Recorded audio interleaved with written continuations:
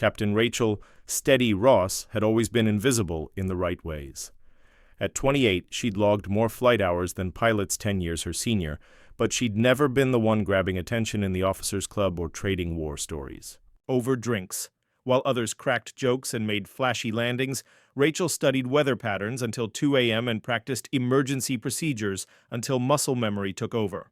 The briefing room at Halverson Air Base buzzed with the usual pre-mission energy. 43 aircrew members filled the sterile space, their flight suits bearing patches from a dozen different squadrons. The overhead screens flickered with mission. Data for Operation Atlantic Shield, the largest NATO refueling exercise in 5 years. Rachel sat in her usual spot, second row from the back, notepad open, pen ready. Colonel Marcus Vance strode to the front, his presence commanding immediate silence. A former Thunderbird pilot with 3 combat tours, Vance had a reputation for running tight operations and tighter crews. His eyes swept the room like a predator sizing up prey. "Ladies and gentlemen, this is the big show," Vance announced, his voice cutting through the air like a blade. 12 F-22 Raptors, 4 KC-135 Stratotankers, and 1 chance to prove we can execute flawless mid-air refueling in contested airspace. The Pentagon's watching, NATO's watching. Screw this up, and we'll all be flying cargo runs to Antarctica. A few nervous chuckles rippled through the crowd. Rachel didn't smile. She'd read the mission parameters 3 times already, memorized the weather forecasts and calculated fuel burn rates for various wind conditions. This wasn't just another drill, it was a career-defining moment for everyone involved. "Primary tanker assignment," Vance continued, pointing to the main screen. "KC-135 Alpha goes to Captain Jake Danner. Jake, you'll handle the lead formation. 4 Raptors, high-priority intercept pattern." Captain Danner shot to his feet with the cocky grin that had made him a squadron favorite. At 26, he was everything Rachel wasn't: loud, confident, and politically savvy. He'd earned his call sign Lightning not just for his quick hands on the controls, but for his ability to charm his way into the best assignments.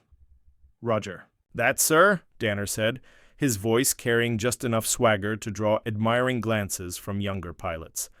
"We'll have those birds topped off and ready to dance before they know what hit them." Vance nodded approvingly. "KC-135 Bravo goes you to Captain Williams. Charlie goes to Captain Thompson." Both pilots acknowledged with sharp nods and confident smiles. Rachel waited. She'd flown the Atlantic corridor more times than anyone in the room. She'd trained the emergency handoff procedures that Danner was still learning. She'd perfected the delicate art of boom control in turbulence that had taken others years to master. "KC-135 Delta," Vance paused, his eyes finding Rachel in the crowd. "Captain Ross, you'll be flying backup support. Non-essential. Loiter pattern, stay out of the primary lanes unless specifically called in." The words hit her like a physical blow. Non-essential. In a room full of combat pilots, there was no worse label. A few heads turned her way, expressions ranging from pity to barely concealed smirks. Someone in the 3rd row, she couldn't see, who whispered just loud enough for nearby seats to hear, "Guess they need someone to watch the sky while the real pilots work." Rachel's pen remained steady in her hand. She didn't look up from her notepad, didn't let her expression change. But inside, something cold and hard began to crystallize. She'd been flying tankers for 8 years. She'd logged more accident-free refueling operations than any pilot in the squadron. She'd never missed a handoff, never burned fuel reserves, never failed to deliver. And now she was non-essential. "Any questions?" Vance asked, scanning the room. Rachel could have raised her hand, could have asked why a pilot with her record was being sidelined for an operation this critical, could have pointed out that her last 6 performance reviews had been flawless. Instead, she closed her notepad and stood with the rest of the crew when Vance dismissed them. As the room emptied, she caught fragments of conversation from the other tanker crews. "Gonna be a hell of a show. Hope they can keep up. Heard Ross got bumped to babysitting duty." She walked out into the harsh Nevada sunlight, her boots silent on the concrete. The flight line stretched before her, a sea of aircraft in various stages of preparation. Her KC-135 sat at the far end, away from the prime spots where the primary crews were already running pre-flight checks. Nobody was watching. Nobody cared where the backup pilot parked her plane. But as Rachel approached her aircraft, she felt something she hadn't experienced in years, not anger, not resentment, but a quiet, burning certainty. They thought she was too slow, too careful, too measured for their high-speed operation. They were about to learn the difference between fast and ready. The officers' club at Halverson buzzed with pre-mission energy that evening. Rachel pushed through the heavy wooden doors, hoping to grab a quick coffee and retreat to her quarters for final mission prep. Instead, she walked into what felt like a private party she hadn't been invited to. Captain Jake Danner held court at the center table, regaling a crowd of junior pilots with animated hand gestures that mimicked aerial maneuvers. His voice carried across the room with the easy confidence of someone who'd never doubted his place in the world. "So there I am, pulling 5 Gs in a 30-degree bank," Danner was saying, "and this Luftwaffe pilot radios over, 'American, you, fly like you're in a hurry to die.' So I key up and tell him, 'Negative, Hans, I fly like I'm in a hurry to live.'" The table erupted in laughter. Rachel recognized most of the faces: Williams, Thompson, and half a dozen F-22 pilots who'd been selected for tomorrow's primary intercept formation, the inner circle, the ones who mattered. She moved toward the coffee station, hoping to remain invisible, but Danner's voice followed her across the room. "Hey, Ross!" he called out, not unkindly, but with the casual dismissal of someone addressing hired help. "You getting ready for your babysitting gig tomorrow?" The conversation at his table died. Rachel turned slowly, her expression neutral. Every eye in the room was now focused on her, some curious, others uncomfortable, a few openly amused. "Just reviewing the mission parameters," she replied evenly. "Same as everyone else." Right, Danner nodded, that same cocky grin spreading across his face. "Though I guess your parameters are a little different than ours. What's your call sign again? Standby? Hold pattern?" More laughter, louder this time. "Captain." Williams, a normally decent guy, looked uncomfortable, but didn't speak up. The F-22 pilots exchanged glances. They were too professional to join in, but they weren't going to defend her either. "My call sign is steady," Rachel said quietly. "Steady," Danner repeated like he was tasting the word. "Yeah, that fits. Steady as in careful, methodical, takes your time with everything." He paused for effect. "Course, tomorrow's operation is all about tempo. Split-second decisions. Can't afford to have anyone holding up the formation." The implication hung in the air like smoke. Rachel felt heat rise in her cheeks, but her voice remained level. "Speed without precision is just chaos." "Precision without speed is just—" Danner shrugged. "Well, it's why you're flying back up tomorrow instead of lead." The room went dead quiet. Rachel could hear the hum of the air conditioning, the distant sound of jets on the flight line, her own heartbeat in her ears. Everyone was watching, waiting, to see how she'd respond to having her professional competence questioned in front of the entire squadron. She could have walked away. Should have, probably. Instead, she stepped closer to Danner's table. "You know what's interesting about backup positions?" she said conversationally. "They only matter when the primary fails." Danner's grin faltered slightly. "Primary's not going to fail, Ross. That's why they call it primary." "Right," Rachel nodded, "because nothing ever goes wrong in aviation." She let that sink in for a moment. "Good luck tomorrow, Jake. Hope you never need that babysitter." She turned and walked out, leaving her coffee untouched. Behind her, she heard the conversation restart in hushed tones, but the easy laughter was gone. Outside, the desert air was cooling as the sun set behind the mountains. Rachel walked across the empty flight line toward her quarters, but her path took her past the row of KC-135s being prepped for tomorrow's mission. Her aircraft sat at the end of the line, as isolated as she felt. But as she approached it, she noticed something that made her stop. Chief Master Sergeant Tony Rodriguez, the squadron's most experienced crew chief, was running his hands along her aircraft's boom assembly. Tony had 30 years in the Air Force and a reputation for knowing these planes better than the engineers, who designed them. "Evening, Captain," he said without looking up.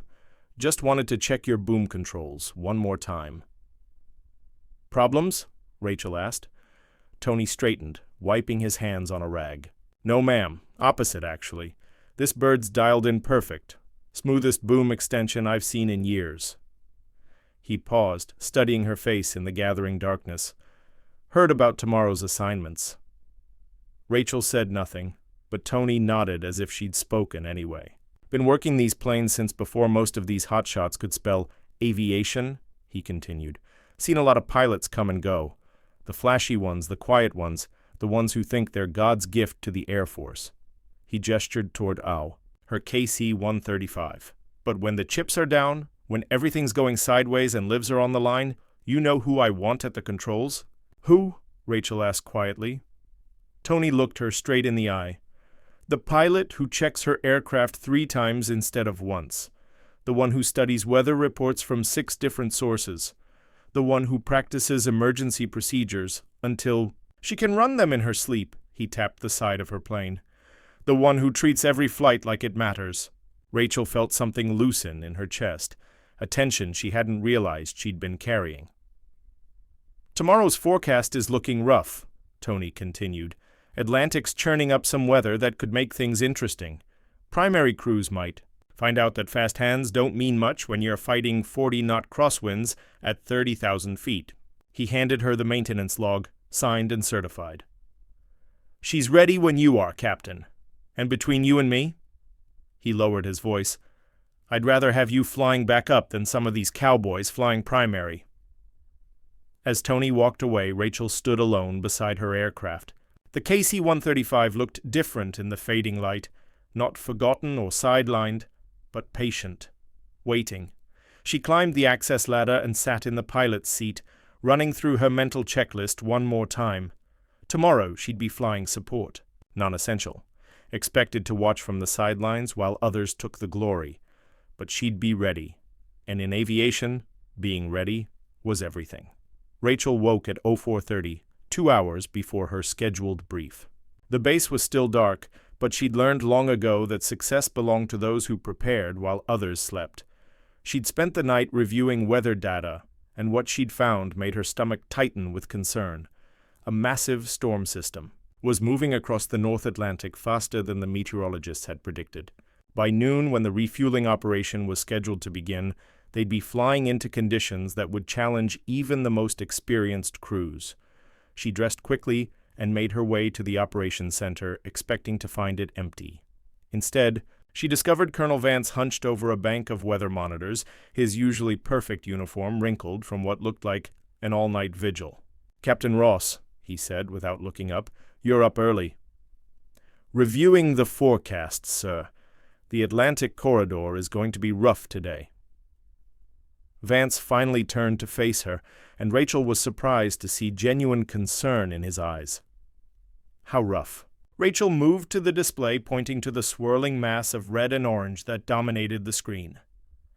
"Sustained winds at 40 knots, gusting to 60, visibility down to less than a mile in precipitation, severe turbulence from 25,000 toss to 35,000 feet," she paused. "Sir, this is beyond the training parameters for most of our crews. The mission's too important to scrub," Vance said firmly. "NATO Command has been planning this for months. We've got 3 allied nations participating, media coverage, congressional observers." He trailed off, studying the weather data. "What? About a delay?" Rachel suggested. "Wait for the system to pass?"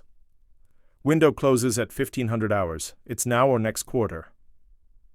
Vance straightened his shoulders, the momentary uncertainty vanishing behind his command mask. "We fly the mission as planned." 2 hours later, the full briefing room felt different. The easy confidence from the night before had been replaced by a tense professionalism. Everyone had seen the weather reports by now. Captain Dana still sat in the front row, but his usual swagger had been tempered by the reality of what they were facing. When Vance called out the assignments, unchanged from the previous day, Dana's acknowledgement lacked its typical bravado. "Weather brief," announced Lieutenant Colonel Hayes, the base meteorologist. the main screen filled with satellite imagery that looked like an angry red spiral covering half the Atlantic. Ladies and gentlemen, today's conditions will test every skill you've developed as aviators.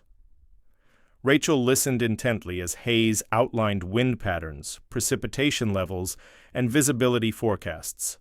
She'd already memorized most of it, but hearing it presented to the full crew drove home just how dangerous this mission had become. Primary concern is boom control in severe turbulence, Hayes continued. Maintaining stable formation will require constant adjustments. Any pilot experiencing difficulty should immediately abort the refueling attempt and return to secondary holding pattern. After the brief, as crews filed out toward their aircraft, Rachel overheard a conversation between two F-22 pilots that made her blood run cold. "Think Danner can handle those conditions?" one asked quietly. "He's never flown refueling ops in." "Weather this rough," the other replied. "None of the primary crews have." Rachel quickened her pace, catching up with Chief Rodriguez near the equipment bay. "Tony, I need to ask you something." "Shoot, Captain." "How many of our tanker crews have experience with boom operations in severe weather?" Tony's expression grew serious. "Real-world experience? Maybe 3 or 4 pilots in the entire squadron. Most of these guys have only done it in simulators." "What about emergency handoff procedures?" "That's even worse. We haven't had a real emergency handoff in over 2 years. Most crews have never done one outside of training." A cold certainty settled in Rachel's stomach. She was watching a disaster in the making. Inexperienced crews flying into conditions that would challenge veterans with backup procedures. They'd barely practiced. She found Vance in the operations trailer, surrounded by monitors showing aircraft positions and weather updates. "Sir, request permission to speak freely." Vance looked up from his displays. "Go ahead, Captain. I think we need to reconsider the crew assignments. The weather conditions are beyond what most of our primary crews have experienced in actual operations. Captain Danner and his team are fully qualified for this mission." "Simulator qualified?" "Yes, sir. But they've never executed boom operations in conditions like these with live aircraft and real consequences." Vance's expression hardened. "Are you questioning my judgment, Captain?" Rachel felt the weight of the moment pressing down on her. She could back down, accept the assignments as given, and pray that everything went according to plan. Or she could push forward, knowing it might end her career. "Sir, I've flown the Atlantic Corridor 37 times in the past 2 years. I've executed successful refueling operations in conditions very similar to what we're facing today. My crew has more real-world experience with emergency procedures than any other team in the squadron." "You're flying backup, Captain. That's final." Rachel nodded slowly. "Yes, sir. But when those primary crews run into trouble, and they will, I'll be ready." Vance stared at her for a long moment. "That's a hell of a thing to say about your fellow airmen." "It's not about them, sir. It's about the mission, and the mission requires someone who can deliver when everything goes wrong." As Rachel walked toward her aircraft, she felt the eyes of the entire squadron on her. Word of her conversation with Vance had already started to spread. The backup pilot who thought she was better than the primary crews. Let them talk, she thought. In 3 hours, when they were fighting for their lives in a North Atlantic storm, talk would be the last thing on anyone's mind. Her KC-135 sat waiting, as patient and reliable as ever. Rachel climbed aboard and began her pre-flight. Routine, checking every system twice, reviewing every procedure one more time. She had a feeling she was going to need them all. The North Atlantic at 30,000 feet was a wall of gray violence. Rachel held her KC-135 steady in the designated backup position, 70 nautical miles southeast of the primary refueling corridor, watching her radar paint a picture of chaos. Through her headset, she could hear the strain in Captain Danner's voice as he struggled to maintain formation with the first group of F-22 Raptors. The weather had exceeded even the pessimistic forecasts. Wind shear was tossing aircraft around like toys, and visibility had dropped to near zero. "Lightning lead, this is Raptor 1-1, came a tight voice over the tactical frequency. "We're experiencing severe turbulence, having difficulty maintaining position for refuel." "Copy, Raptor 1-1. Danner replied, but Rachel could hear the uncertainty creeping into his usually confident tone. "Stand by while I adjust for wind correction." Rachel watched her instruments, noting the pressure changes and wind direction. Shifts that preceded the worst turbulence. She'd seen these patterns before during a supply mission to Iceland 2 years ago, the kind of conditions that could turn routine operations deadly in seconds. "Lightning lead! Abort approach!" The F-22 pilot's voice cracked with urgency. "I've got control flutter. Breaking off now." The tactical frequency erupted in controlled chaos. Multiple aircraft were reporting difficulties. Severe turbulence, icing conditions, and equipment malfunctions brought on by the extreme weather. Rachel listened with growing alarm as the carefully planned formation began to disintegrate. "Base control, this is Lightning Lead."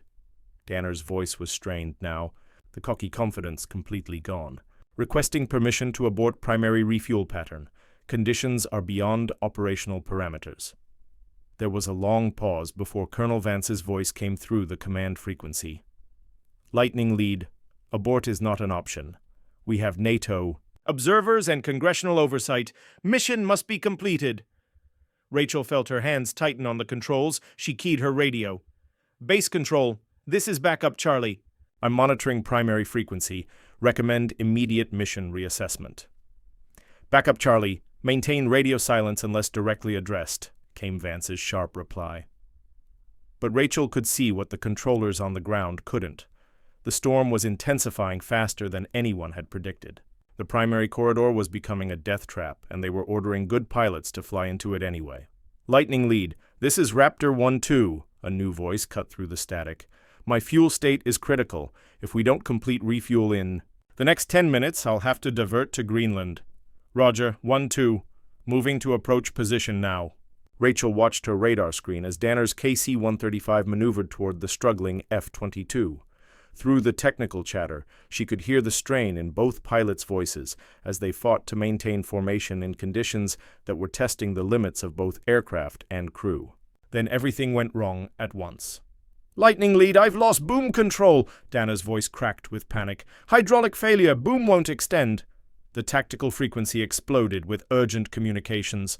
Without boom control, Danner couldn't refuel any aircraft. The F-22s were running low on fuel, the backup tankers were too far away to reach them in time, and the storm was getting worse by the minute. "Base control, this is Lightning Lead. I am aborting mission, returning to base immediately." "Negative, Lightning Lead. Stand by for alternate instructions." But Rachel could see the radar tracks of the F-22s beginning to scatter. 2 were already turning toward Greenland, their fuel states too critical to wait for a solution.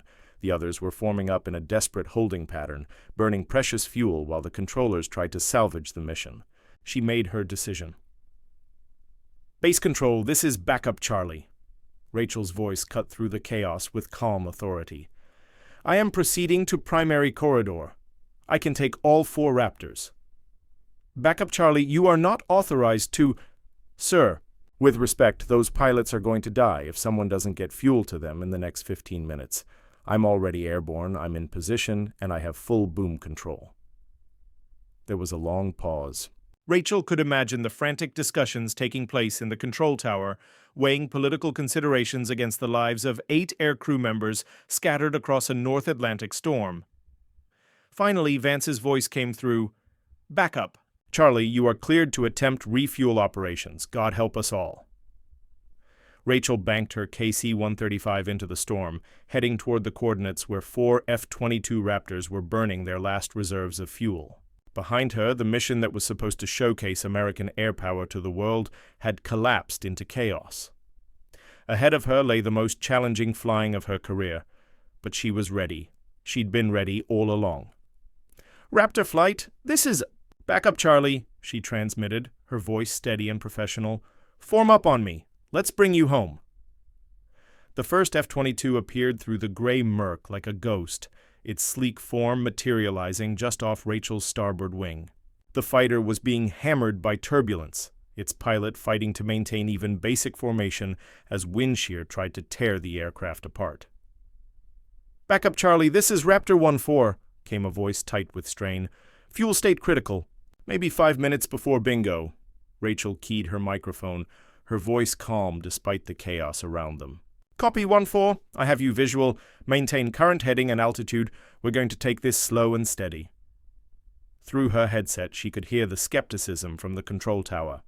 Someone, she couldn't tell who, muttered, "Slow and steady? These guys don't have time for slow and steady." But Rachel knew something the controllers didn't. In conditions like these, rushing got people killed.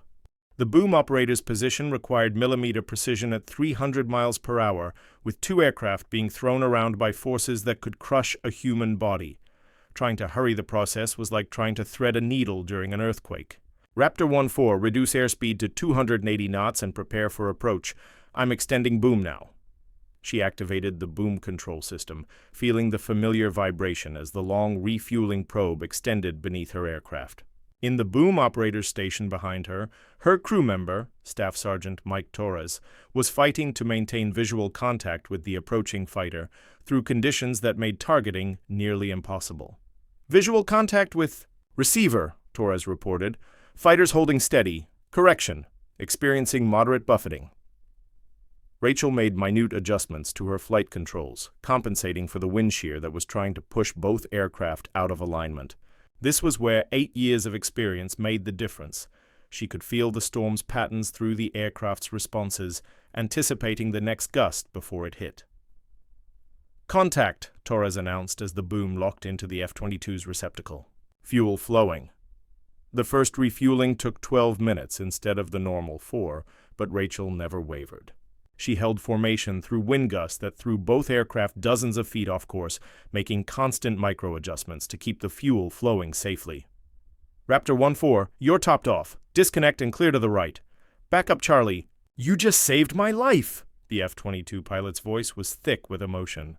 That was the smoothest boom work I've ever seen in conditions like these.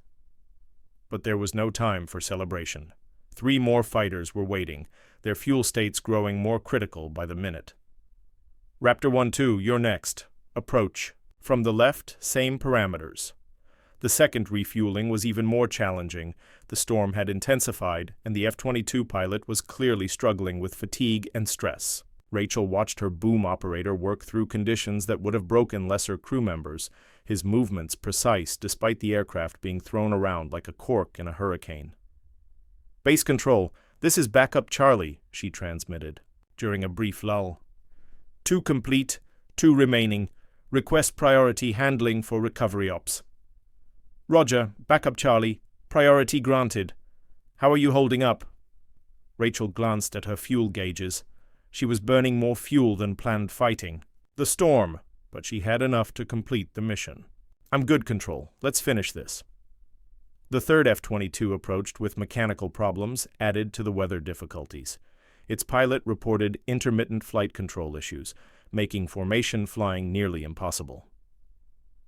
Raptor 1-3, I need you to trust me completely, Rachel transmitted. I'm going to do something that's not in the book, but it's going to work. Instead of the standard approach, Rachel maneuvered her KC-135 into a slightly descending turn, using gravity and careful throttle work to create a stable pocket of air behind her aircraft. The technique was something she'd developed during cargo.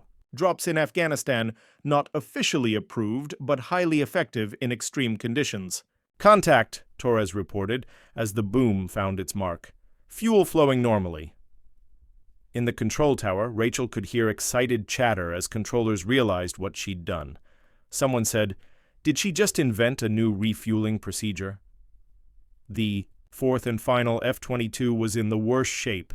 Its pilot was clearly exhausted, flying on pure adrenaline and fumes. His approach was shaky, his radio calls increasingly terse. Raptor 1-6, take your time, Rachel said gently. We've got all day. It was a lie. They were both running low on fuel, but the pilot needed confidence more than urgency. I can't hold formation, came the strained reply. Controls are getting mushy. I don't think I can do this. Yes, you can, Rachel said, firmly. Trust your training and trust me. I'm going to bring you home. She used every trick she'd learned in 8 years of flying tankers, creating the most stable air pocket possible behind her aircraft. When the boom finally connected, there, was an audible sigh of relief over the radio. "All Raptor flight, you are topped off and cleared for recovery," Rachel announced as the last F-22 pulled away from her boom. "It's been an honor flying with you." "Back up, Charlie, this is Raptor Flight Leader," came a new voice, calm, professional, and filled with genuine respect. "I don't know what we did to deserve a pilot like you, but every one of us owes you our lives." As Rachel turned her KC-135 toward home, she could hear the chatter on the tactical frequency changing. Word was spreading through the entire operation about what had just happened, about the backup pilot who had saved a mission that everyone else had given up on. But for Rachel, there was no sense of triumph, no desire for recognition. She'd simply done what needed to be done, exactly when it needed to be done. It was what she'd been training for her entire career. The flight line at Halverson Air Base was packed with personnel as Rachel's KC-135 approached for landing. Word of what had happened over the North Atlantic had spread through the base like wildfire, and it seemed like half the wing had turned out to watch her return. Rachel could see the crowd through her cockpit windows as she lined up for final approach, but her focus remained on the task at hand. The storm had followed them partway back to base, and landing conditions were still challenging. She brought the big tanker down with the same steady precision she'd used during the refueling operations, touching down so smoothly that her crew. Chief later said it looked like the aircraft had simply decided to stop flying. As she taxied toward the parking area, Rachel could see that someone had arranged the ground crews in formation along the taxiway, an impromptu honor guard for a pilot who had salvaged what should have been a career-ending disaster for everyone involved. Colonel Vance was waiting for her as she shut down the engines. For the first time since she'd known him, the commanding officer looked genuinely humble. "Captain Ross," he said as she descended from the aircraft, "I owe you an apology." The gathered crowd had grown larger, including many of the same pilots who had dismissed her just hours earlier. Captain Danner stood near the back, his face a mixture of embarrassment and grudging respect. "Sir, no apology necessary," Rachel replied. "We all did our jobs today." "No," Vance said firmly, loud enough for everyone to hear. "You did your job. The rest of us nearly got good people killed because we confuse flash with competence." He turned to address the crowd. What Captain Ross accomplished today wasn't just exceptional flying. It was exceptional leadership. She saw what needed to be done and did it regardless of her assigned role. One of the F-22 pilots, Captain Jennifer Hayes, Raptor 14, pushed through the crowd. She was still in her flight suit, having landed just minutes before Rachel. "Captain Ross," Hayes said, extending her hand, "I wanted to thank you personally. What you did up there." She paused, emotion making her voice unsteady. "I've got a 4-year-old daughter at home. She gets to see her mom tonight because of your skill and courage." Similar testimonials followed from the other Raptor pilots. Each story drove home the same point. Rachel's actions hadn't just saved a mission, they'd saved lives. Staff Sergeant Torres, Rachel's boom operator, was surrounded by his own group of admirers. "I've been doing this job for 12 years, he was telling anyone who would listen. "I've never seen anything like what Captain Ross did today." She was flying formation in conditions that would have grounded most pilots, making it look routine. But not everyone was celebrating. Rachel noticed a small group of officers standing apart from the main crowd, their expressions troubled. She recognized them as part of the wing's leadership, people who had to explain to their superiors how a mission with such high visibility had nearly ended in disaster. Major Patricia Wong, the squadron operations officer, approached Rachel with a clipboard and a worried expression. "Captain, I need to ask you some questions about today's operations," Wong said. "There's going to be an investigation into what went wrong with the primary crews." Rachel nodded. She'd expected this. "Of course, ma'am. When do you need my statement?" "Now, if possible. Colonel Vance wants a preliminary report on his desk within the hour." As they walked toward the operations building, Wong continued. "I have to ask, did you observe any specific training deficiencies or procedural violations that contributed to today's problems?" It was a loaded question.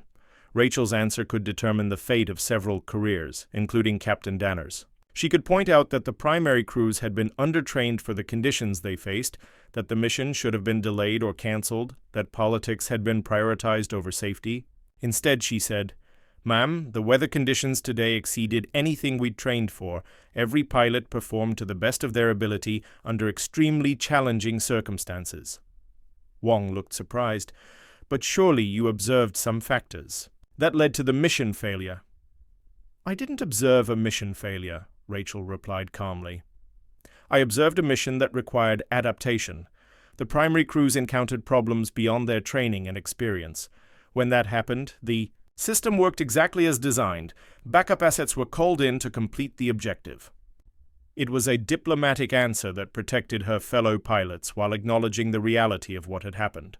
Wong made notes on her clipboard, but Rachel could see she was still troubled.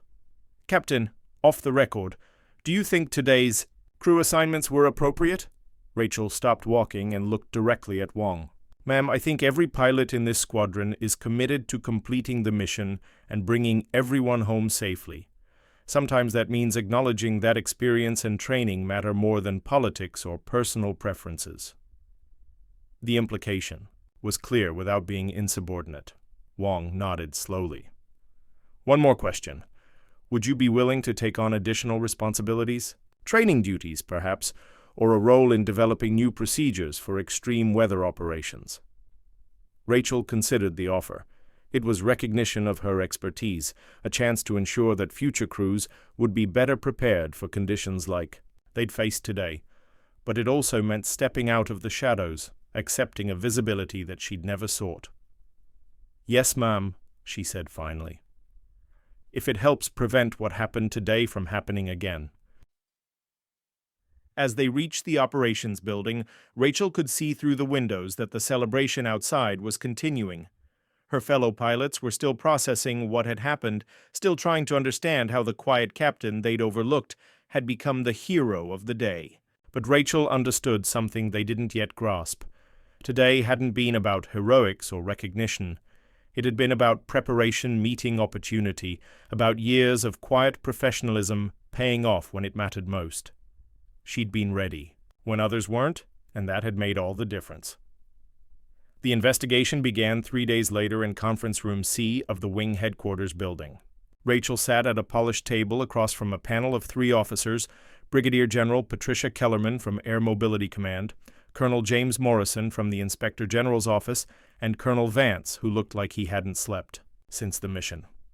General Kellerman, a sharp-eyed woman in her 50s with silver hair and 3 rows of ribbons, opened the questioning. "Captain Ross, we've reviewed the mission recordings and interviewed all personnel involved. Your actions during Operation Atlantic Shield were exemplary, but we need to understand how the primary mission plan failed so catastrophically." Rachel had spent the past 3 days reviewing every detail of the operation, preparing for exactly this moment. She knew that careers hung in the balance, not just her own, but those of pilots who had trained alongside her for years. "Ma'am, I believe the primary issue was a mismatch between training scenarios and actual operational conditions," Rachel began carefully. "Our crews were prepared for standard refueling operations, but the weather exceeded all predicted parameters." Colonel Morrison leaned forward, consulting his notes. "Captain, our records show you requested a reassessment of crew assignments based on weather forecasts. Can you elaborate on that conversation?" This was dangerous territory. Rachel's answer could implicate Colonel Vance in poor decision-making or reveal the political pressures that had driven the mission forward despite safety concerns. "Sir, I expressed concern about the weather conditions and suggested that crew assignments should factor in real-world experience with severe weather operations. Colonel Vance appropriately considered all factors, including the strategic importance of the mission." General Kellerman's expression suggested she wasn't buying the diplomatic answer. "Captain, we have reports that you specifically warned about the capabilities of the primary crews. Is that accurate?" Rachel took a breath. The truth was complicated, but these officers deserved to hear it. "Ma'am, I suggested that experience with actual severe weather operations should be a factor in crew selection. Several of our pilots, including myself, had extensive real-world experience with the type of conditions forecasted. Others had primarily simulator experience. And how did Colonel Vance respond to that suggestion? He maintained the original crew assignments and reminded me that Captain Danner and his team were fully qualified for the mission. Colonel Morrison made a note, which technically they were. All primary crews met the regulatory requirements for the operation. Yes, sir. But there's a difference between being qualified on paper and being ready for real-world conditions that push the limits of both aircraft and crew. The questioning continued for 2 hours, covering every aspect of the mission from initial planning to final recovery. Rachel answered truthfully but carefully, protecting her fellow pilots while ensuring the investigators understood the systemic issues that had led to the near disaster. Finally, General Kellerman asked the question Rachel had been dreading.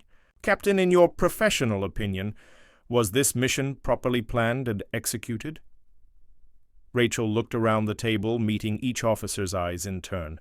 These were people who understood aviation, who knew the difference between political necessity and operational reality. "Ma'am, the mission was planned according to existing procedures and executed by dedicated professionals doing their best under extremely challenging conditions. However, I believe we can learn from what happened to improve future operations." Such as? Crew selection should weight real-world experience more heavily when facing unusual conditions.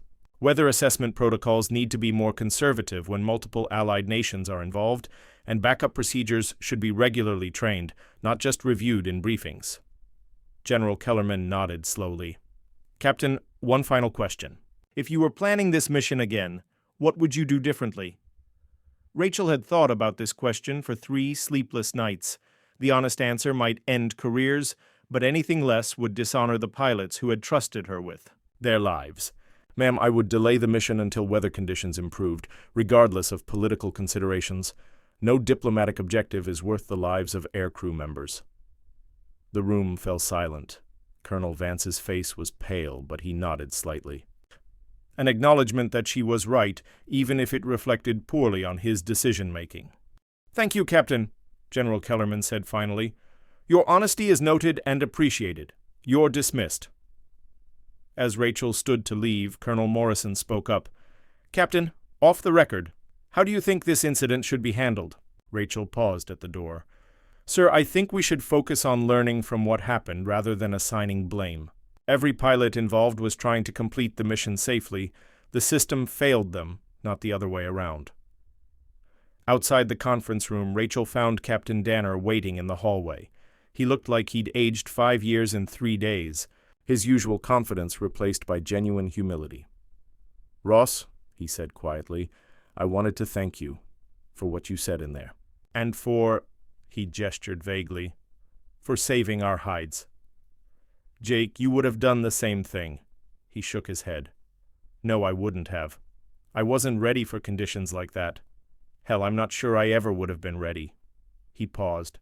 "I heard they're offering you the senior instructor position. You should take it." "Why?" "Because you understand something the rest of us are still learning, that being the best pilot isn't about being the fastest or the flashiest. It's about being ready when everyone else isn't." As Danner walked away, Rachel realized that the investigation had accomplished something more important than determining blame. It had forced everyone involved to confront the difference between appearance and substance, between confidence and competence. The mission had been saved not through political maneuvering or procedural compliance, but through old-fashioned preparation and skill. And maybe, just maybe, that lesson would stick long enough to prevent the next crisis. 6 months later, Captain Rachel Ross stood before the largest advanced training class in Halverson's history.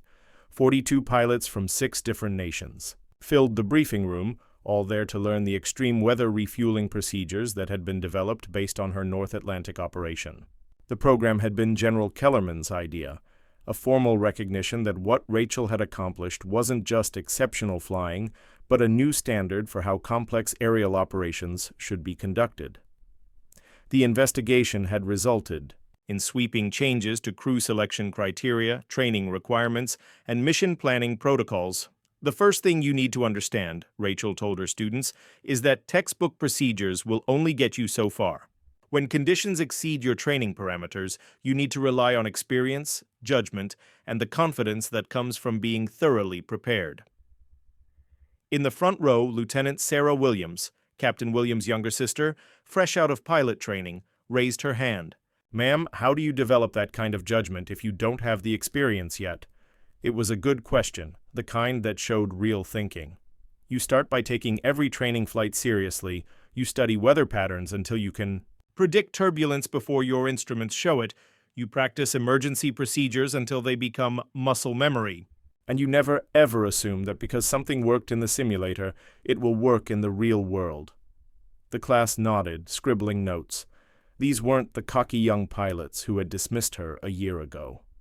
Word of the North Atlantic. Mission had spread throughout the aviation community, and her reputation now drew serious students who wanted to learn from someone who had proven herself under fire. After the session, Rachel walked across the flight line toward her new office in the Training Command Building. The KC-135 she'd flown during the Atlantic mission sat in its usual spot, now designated as the primary training aircraft for the Advanced Program. Someone had painted a small inscription near the crew door, "Steady as she goes." Colonel Vance intercepted her near the operations building. He'd survived the investigation, barely, and had thrown himself into implementing the reforms recommended by the review board. "Rachel," he said, using her first name for the first time since she'd known him, "I wanted to tell you personally, the Pentagon has approved your promotion to Major. Congratulations." Rachel felt a moment of satisfaction, but it was tempered by the memory of all the people who had doubted her capabilities just because she didn't fit their image of what a leader should look like. "Thank you, sir. I appreciate the recognition." "It's not recognition," Vance said seriously. "It's acknowledgement of what you've always been. One of the finest pilots I've ever served with. I just wish it had taken me less time to see it." As Vance walked away, Rachel thought about the journey that had brought her to this moment. She'd never sought the spotlight, never demanded recognition for her skills. She'd simply prepared herself to be ready when the moment came, trusting that competence would eventually speak louder than politics. Her phone buzzed with a text message from Staff Sergeant Torres, now serving as her senior enlisted advisor in the training program. "Major Ross saw the promotion announcement. Nobody deserves it more. Looking forward to working with you, Major Ross. It would take some getting used to." That evening, Rachel returned to her quarters to find a package waiting outside her door. Inside was a leather-bound logbook with her name embossed in gold lettering. The accompanying note was signed by all 4 F-22 pilots from the Atlantic mission. "Major Ross, this logbook is for recording all the future lives you'll save through your teaching and leadership. What you did for us was more than exceptional flying. It was a lesson in what it means to be a professional aviator. Thank you for showing us that quiet competence beats loud confidence every time. Fair winds and following seas." Rachel sat in her small living room, holding the logbook and thinking about the strange path her career had taken. A year ago, she'd been the forgotten pilot relegated to backup status. Now she was responsible for training the next generation of military aviators with the authority to ensure they'd be ready for whatever challenges they might face. Her phone rang, her sister calling from Colorado. "Hey, I saw the news about your promotion," her sister said. "Mom and Dad are so proud, though they still don't really understand what you do for a living." Rachel laughed. "I fly big airplanes and teach other people to do the same." "Is that all? From what I've been reading? Online, you're some kind of hero." "I'm just a pilot who was prepared when preparation mattered." After the call ended, Rachel stepped outside onto her small patio. The sun was setting behind the Nevada mountains, painting the sky in shades of orange and purple. In the distance, she could hear the sound of aircraft engines as the evening training flights departed. Tomorrow she would teach another class of pilots about the importance of preparation, about the difference between confidence and competence, about the quiet satisfaction that comes from doing your job well, regardless of whether anyone notices. Some would listen, some would learn, and maybe, when their moment came, they would be ready. Rachel had learned something important during her journey from overlooked backup pilot to respected instructor. Recognition wasn't the point. The point was being ready to serve when duty called, regardless of the circumstances or the audience. She opened the new logbook to the first page and wrote, Day 1, Major Rachel Ross, Senior Instructor Pilot, Mission, Prepare the Next Generation. Status, ready! Outside, another KC-135 thundered down the runway, carrying a new crew into the darkening sky. Rachel watched until its lights disappeared into the distance, then went inside to prepare for tomorrow's lessons. There was always more work to do, always another pilot to train, always another mission to prepare for, and Rachel wouldn't have it any other way. In a world that often confused noise with substance and flash with competence, she had found her place as the quiet professional who was always ready when ready mattered most. And that, she realized, was exactly where she belonged. If you enjoyed this story, don't forget to hit the subscribe button and become a part of our Everyday Life Stories community. Where are you watching from? Drop a comment below. We love hearing from our amazing viewers around the world.